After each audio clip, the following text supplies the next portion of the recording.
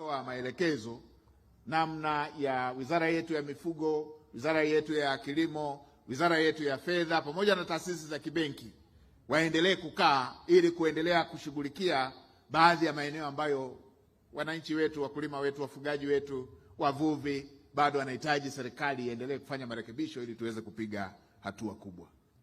Serikali inakusudia katika hatua zingine zaidi, serikali inakusudia katika mwaka wa fedha, katika bunge lijalo, serikali inakusudia kwenda kuifuta sheria ya kutaifisha mifugo. Ni eneo ambalo lilikuwa linalalamikiwa na wafugaji wengi, ni eneo ambalo lilikuwa lina maumivu katika familia nyingi. Tayari Mheshimiwa Rais alishatoa maelekezo hayo, na mimi nimewaelekeza wenzetu wa Wizara ya Maliasili na Utalii, Wizara ya Katiba na Sheria na Ofisi ya Mwanasheria Mkuu kuandaa mabadiliko hayo ya sheria ili yakapitishwe na bunge lijalo. Lakini Mheshimiwa Rais pia amechukua hatua ambazo ni wapongezi waheshimiwa mawaziri kilimo na mifugo wameanza kuonesha kwa vitendo ushirikiano huo. Na Mheshimiwa Waziri wa Kilimo na Mifugo, muongezeni na waziri wa maji kwenye ushirikiano wenu huu na waziri wa TAMISEMI, ili vifaa ambavyo vimeshapatikana viko ndani ya nchi viweze kutumika kwa manufaa ya wafugaji, wakulima, wavuvi, visitumike tu kwa sekta ambayo ndio ni kama mmiliki wa vifaa husika. Kwa mfano, hakuna sababu ya kuwa na mifugo inakufa kwa kukosa maji, ili hali katika mkoa husika kuna mitambo ya kuchimba mabwawa, kuna mitambo ya kuchimba visima. Ninyi Mheshimiwa Waziri wa Mifugo umetushuhudia pale jinsi ambavyo Mheshimiwa Waziri wa Kilimo tayari ameshatoa ruhusa ya baadhi ya mabwawa kutumika katika hatua za kupatikana maji kwa wafugaji.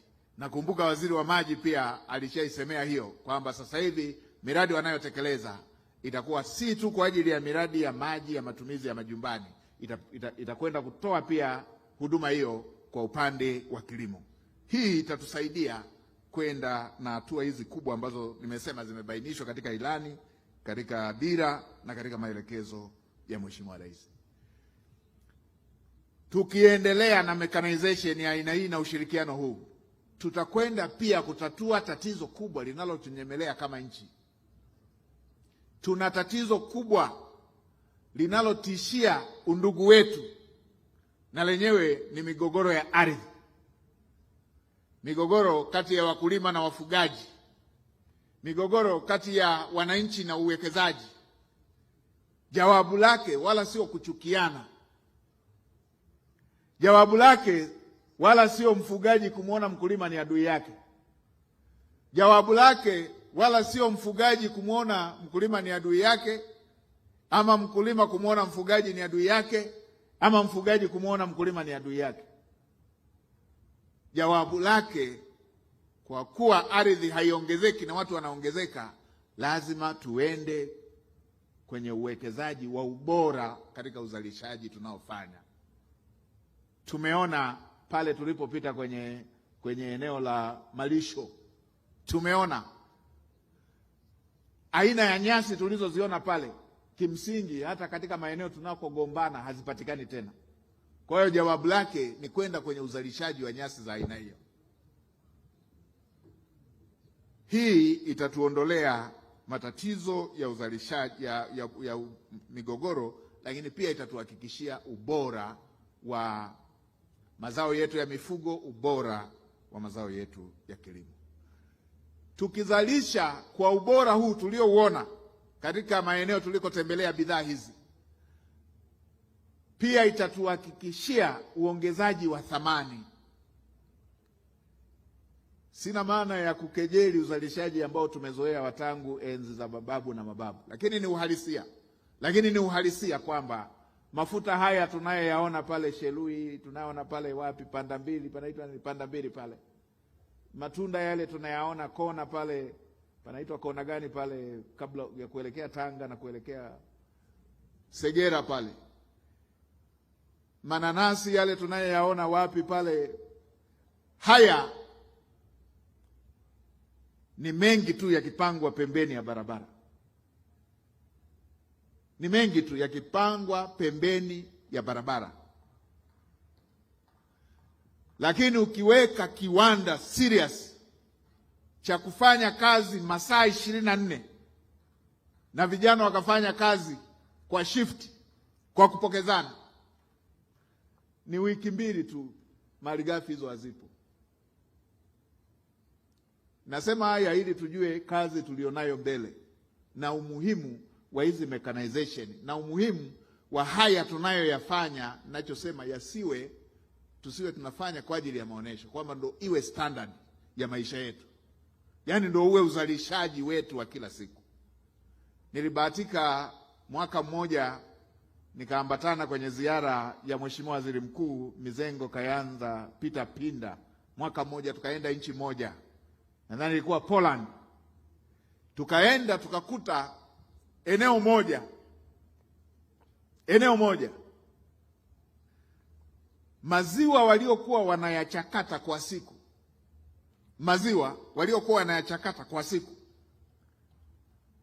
yalikuwa yanaendana na takwimu za maziwa tunayozalisha sisi kwa mwaka mzima. Wao ni kiwanda kimoja kinachakata kwa siku. Tukaenda kwenye kiwanda kimoja cha unga waliokuwa wanasaga kwa mwezi ama kwa siku, nataka kuichanganya hii, kwa mwezi ama kwa siku, kama ilivyokuwa kwa maziwa kwa wakati ule, ilikuwa ni sawasawa na kiwango tulichokuwa nacho sisi cha mahindi kwenye NFRA yetu kwa mwaka mzima.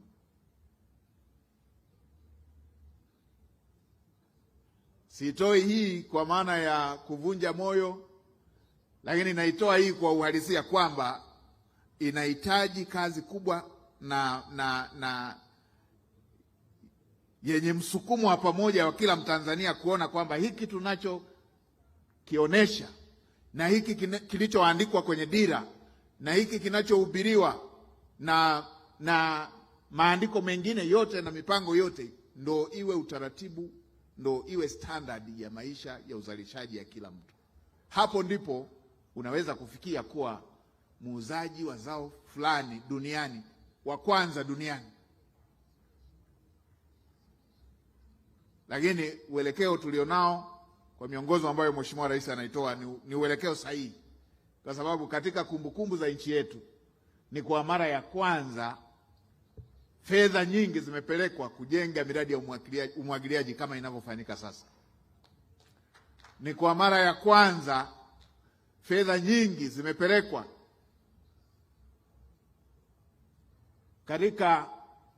katika miradi ya uongezaji thamani kama ambavyo tunaona hivi sasa. Kwa hiyo tunaamini tuko katika uelekeo sahihi, lakini lazima Watanzania wote tujumuike katika kulitekeleza jukumu hilo. Hapo ndipo tukishakuwa na malighafi za aina hii, hapo ndipo tunaweza tukawa na viwanda vya kufanya kazi masaa 24 24/7 na vijana wetu wakafanya kazi kwa kupokezana. Fursa hiyo tunayo kama nchi, na kwa kupitia mafanikio haya ambayo tumeshayafikia, tunaona kwamba tunaweza kuyafikia hata hayo makubwa. Mifano mizuri, katika miaka 5 iliyopita tulikuwa na uhaba wa sukari kwa zaidi ya tani 1.5 mpaka 200,000 kila mwaka. Sasa tumeziba hilo pengo. Maana yake inawezekana. Maana yake ni nini? Hatua hizi tunazochukua ni halisia na inawezekana. Na tulikuwa na upungufu wa mbegu kwa kiwango kikubwa hivyo, lakini tumeenda na kwenyewe tukijitosheleza. Maana yake hatua tunazochukua zinaweza kutufikisha kwenye haya niliyotoka kuyatolea kama mfano. Tuna maeneo mengi ambayo tumefanya jambo kubwa. Ninyi mnakumbuka kwenye chakula, kila mwaka nusu ya mikoa ya nchi hii ilikuwa inaingia kwenye njaa. na wakati mwingine nchi ililazimika hata kuagiza vyakula kutoka nje, na vingine vilikuwa na uduni hivi. Lakini leo tunavyoongea, nchi yetu ina uhakika wa utoshelevu wa chakula kwa zaidi ya 130%. Maana yake nini? Haya niliyoyasema na hatua tunazozichukua ni jambo la kuweka bidii na mshikamano wa wananchi wote kwa umoja wetu. Haya ni malengo ambayo tunaweza kuyafikia. Tumeongeza mauzo ya nje kwa zaidi ya 77%. Tanzania ni nchi pekee ambayo uchumi wake umekuwa himilivu. Wachumi wananielewa haya ninayoyasema, na si maneno yangu. Waulize wachumi wote wa Benki ya Dunia, wa Shirika la Fedha Duniani, wale wa ratings, sijui Moody's, sijui Fitch Ratings na wengine wote. Tanzania ni moja ya nchi ambayo imekuwa himilivu. Tena sio moja, ni nchi kinara Afrika Mashariki. Hapakuwa na nchi ambayo ilikuwa himilivu katika misukosuko kama Tanzania. Na nchi za SADC uhimilivu wake ni nini? Yaani tulivyopigwa na uviko 19, tulivyopigwa na madhara ya mzozo wa Ulaya Mashariki, na hata haya mengine yaliyofuatia, sijui uhaba wa fedha za kigeni, yakaja sijui haya mengine ya mizozo ya Mashariki ya Kati. Kuna baadhi ya nchi, na bahati nzuri sisi tuna takwimu hizo kwa sababu nchi nyingi zinapitishia bidhaa zao bandari ya Dar es Salaam hapa. Kuna baadhi ya nchi walikuwa hawana hata fedha ya kigeni ya kugombolea mafuta yao ama bidhaa zao hapa. Lakini Tanzania haijawahi kufikia hapo. Haijawahi kushuka kiwango cha akiba ya fedha za kigeni kinachotakiwa kimataifa cha juu ya kisichopungua miezi 4 ya uagizaji wa bidhaa. Huu ni uhimilivu. Nini mchango wake? Mauzo ya nje kama unavyoona hapa, mauzo ya nje yameongezeka kwa zaidi ya 77%. Hongereni sana Watanzania, hongereni wakulima, hongereni wafugaji, na hongereni wote mnaohusika katika kuongeza mnyororo wa thamani. Lakini haya hayajaja tu hivi hivi.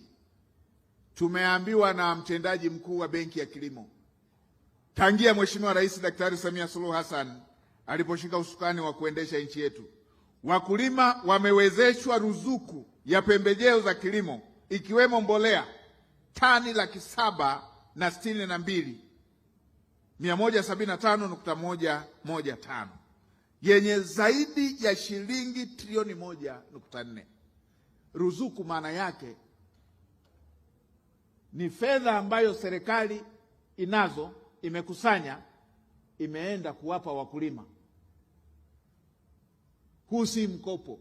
Serikali imewapa wakulima ili wazalishe kwa bidii, na hii imeenda kutafasiriwa utoshelevu wa chakula zaidi ya 130%. Mauzo ya nje yameongezeka zaidi ya 77%. Utoshelevu wa akiba ya fedha za kigeni zaidi ya miezi 4 ya uagizaji wa bidhaa. Yaani ukichukua utoshelevu na mwenzetu aliyetuwezesha sana Mheshimiwa Waziri wa Madini, ukaweka na wa kilimo, ukaweka na wa mifugo, akiba ya fedha za kigeni ya nchi yetu ni zaidi sasa ya dola bilioni 10. Tumetoka kwenye ile iliyokuwa 6 point ngapi, ile 5 point ngapi ile,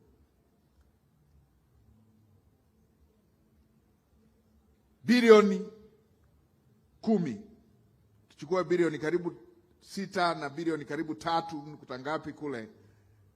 Hiyo ni zaidi ya miezi 5 ya uagizaji wa bidhaa, kiweka kwa ujumla vyote. Lakini sio hilo tu, huduma za ugani ambayo ni nyenzo ya uhakika ya kuwezesha wakulima imeongezeka. Nimetembelea hata banda la huduma za ugani pale Naesa. Tumeona malengo pamoja na kazi ambayo inafanywa. Kwa upande wa sekta ya mifugo, nakumbuka kwa muda mrefu tumekuwa na changamoto, lakini kwa hatua ambazo serikali imeendelea kuchukua, sekta hii sasa imeendelea kutoa fursa za ajira kwa kaya zaidi ya milioni 6.5 katika mnyororo wa thamani. Lakini vile vile uvuvi umeendelea kuchangia ajira kwa zaidi ya Watanzania takriban milioni 6. Hii ni hatua kubwa. Na mimi Mheshimiwa Waziri wa Mifugo, nitaendelea tu kuwashukuru wafugaji kwa sababu nimesomeshwa na fedha za mifugo. Kwa hiyo tuko wengi ambao maisha yamebadilika kutokana na ufugaji, na ni jambo halisia. Serikali imewezesha uzalishaji wa malisho katika mashamba ya serikali na binafsi, ambapo sasa zimezalishwa tani zaidi ya 411 kwa mwaka, ikilinganishwa na zamani ambapo ilikuwa chini ya 200 kwa mwaka. Lakini hivyo hivyo tumeshuhudia teknolojia nyingi mpya za masuala ya uvuvi. Nilipokuwa pale, Mheshimiwa Msukuma mwenzangu hapa, naibu waziri wa ofisi ya waziri mkuu TAMISEMI, akasema haya maonesho yamenichanganya hapa, nashindwa kujua nichague lile la ufugaji ama la uvuvi. Maanake Wasukuma na ufugaji ni mate na ulimi. Lakini alipofika kwenye banda la uvuvi, akaona kilichopo pale, akasema sijui nianze pia kuwaza uvuvi, kwa sababu palikuwepo na zizi pale. Tumia lugha hii ambayo inaeleweka kwa wafugaji wenzangu. Palikuwepo na zizi na palikuwepo na kundi la samaki, na ambao tulipofika mwenyeji wetu akasema samaki wale wamefurahi kutuona. Lakini tulichokipata pale ni nini? Kwamba kwenye zizi moja pale kwa wakati mmoja kunaweza kukawa na samaki 3,000, na baada ya muda fulani unaanza kuwavuna.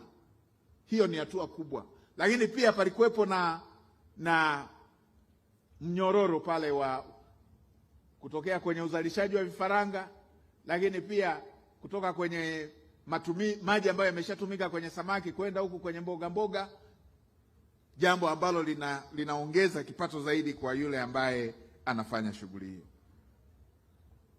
Nitumie nafasi hii kutoa pongezi nyingi kwa mara nyingine kwa Mheshimiwa Rais kwa hatua hizi anazozichukua, na niwaombe Watanzania tuendelee kumuunga mkono ili tuweze kuiona tija hiyo na mabadiliko, na tija hiyo na faida hiyo ya mabadiliko haya anayoyachukua. Serikali itaendelea kuongeza bajeti katika kilimo. Serikali itaendelea kuongeza bajeti katika mifugo na uvuvi ili kuweza kuhakikisha kwamba mageuzi haya tunayoyafanya yanakuwa endelevu. Nakumbuka katika kila mwaka tumeendelea kushuhudia maongezeko hayo ya kibajeti. Maelekezo yangu, watumishi wa umma wote, wataalamu wote wa serikali, tuongeze uwajibikaji katika maeneo haya ambayo tunaweka bajeti hizi, ili wananchi wetu waweze kunufaika na malengo haya ya serikali. Mheshimiwa Rais amewezesha vitendea kazi kwa maafisa ugani. Twendeni kwa wakulima, twendeni mashambani kwao, twendeni tuyashuhudie matatizo wanayokutana nayo. Hivyo hivyo kwa maafisa mifugo, twendeni tuwatembelee wafugaji wetu. Na wafugaji ni moja ya mfano, wafugaji na wakulima ni moja ya mfano wa sekta binafsi, na hapo ni moja ya eneo ambalo tunaweza tukatumia hii nadharia, hii dhana ya ushirikiano kati ya sekta binafsi na serikali. Haya ni mambo ya mipango tu. wala tusifanye kwa kutegeana. Haya ni mambo ya mipango na yanaleta faida kwa wote. Kama gari limeshaletwa hapo la kuchimba visima ama kuchimba mabwawa, ardhi iko pale na wafugaji wanahitaji bwawa, wala tusisubiri kutafuta mkandarasi, wala tusisubiri mambo ya zabuni ili serikali itengeneze. Wafugaji, gari lile pale, eneo lile pale, na ninyi pale mnahitaji maji, chukueni gari la serikali pale. Naibu waziri wako, Mheshimiwa Waziri wa Kilimo, alikuwa anasema elekezeni lishushe mtambo pale lichimbe bwawa. Tunakuwaje na mifugo inakosa maji na gari liko pale? Haya ni mambo ya ushirikiano kati ya serikali na sekta binafsi, kati ya serikali na wananchi wake. Tusiingie hasara kwa kutegeana, kwamba hili tunaacha mpaka serikali waje wafanye. Kama tuna kianzio cha kuweza kufanya, twendeni tushirikiane tufanye, ili tuepuke hasara ambazo zinaweza zikajitokeza. Mheshimiwa mawaziri, naisema hii kwa nini? Leo hii katika baadhi ya vijiji kuna mabwawa tuliyakuta, wazazi wetu walichimbaga kwa mkono. Tunayo mabwawa ambayo tumeyakuta wazazi wetu walichimbaga kwa mkono. Sasa leo hii tunalo gari la serikali, gari la kuchimba, mitambo ya kuchimba bwawa ya serikali, na huku tunakosa maji, na mwambao wa maji tunajua ulipo, si tuyapeleke pale? Twendeni tufanye ushirika wa aina hiyo. Itakuwa ni moja mfano tu wa PPP, na dhana hii ya PPP wala si jambo la ajabu na wala si jambo la serikali kushindwa. Ni utaratibu mpya wa uendeshaji wa masuala ya kiuchumi. Niendelee kusisitiza masuala ya uwajibikaji, niendelee kusisitiza mengine nilishasema kule nilikopita. Nimesema maeneo, mambo ya maghala, nimesema mambo ya taasisi zetu za kifedha. Kwa hayo, waheshimiwa mawaziri, mtakaa caucus zenu ili muende kwenye utekelezaji wake. Nimalizie kwa kusisitiza halmashauri zetu ziendelee kuwezesha wakulima, wafugaji, wavuvi kushiriki kikamilifu katika maonesho ya 8/8 ili wapate fursa za kujionea na kujifunza haya mambo mazuri, zikiwemo hizi teknolojia za kisasa. Nimepita eneo moja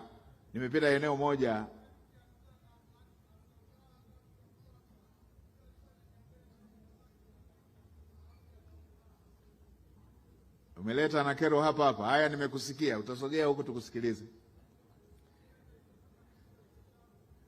Tumeshakupata, tutakusikiliza. Na wewe nimeshakuona, tutakusikiliza. Wala usiende mbali. Wasaidizi, msaidieni apite huku, asogee huku tumsikilize. Msaidieni apite huku.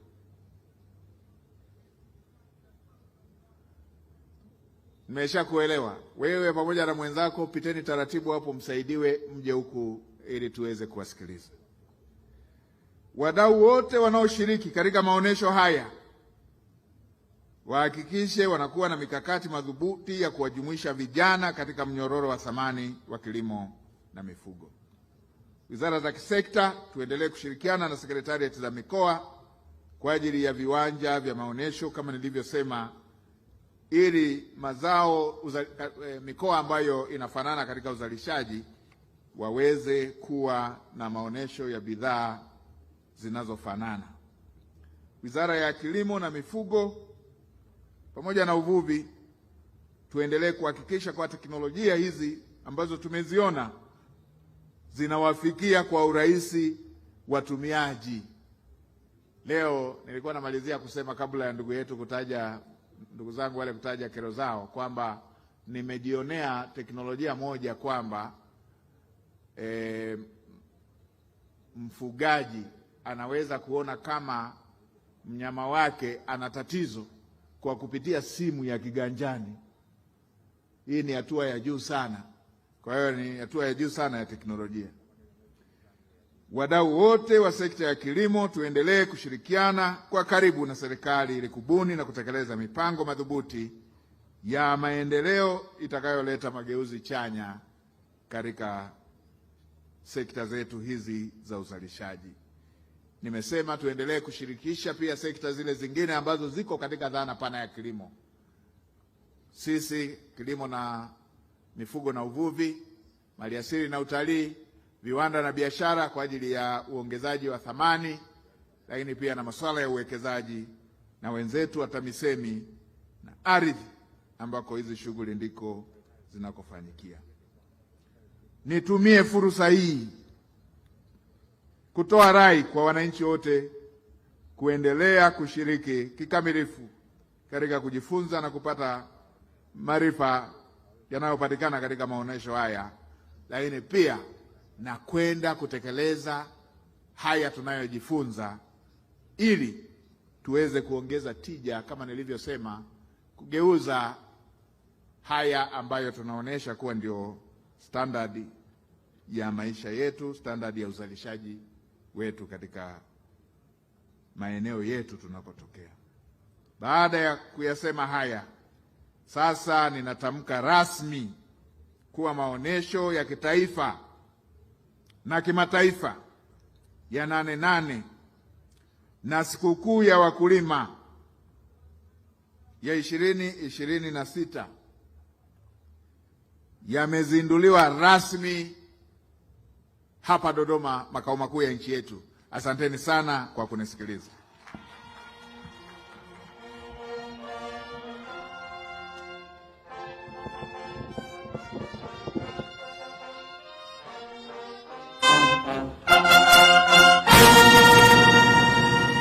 Asante sana Mheshimiwa Waziri Mkuu. Ninaomba tuketi sasa. Mheshimiwa Waziri Mkuu, mara baada ya hotuba yako, ninaomba uridhie sasa tuhitimishe ratiba yako ya leo kwa kupata picha za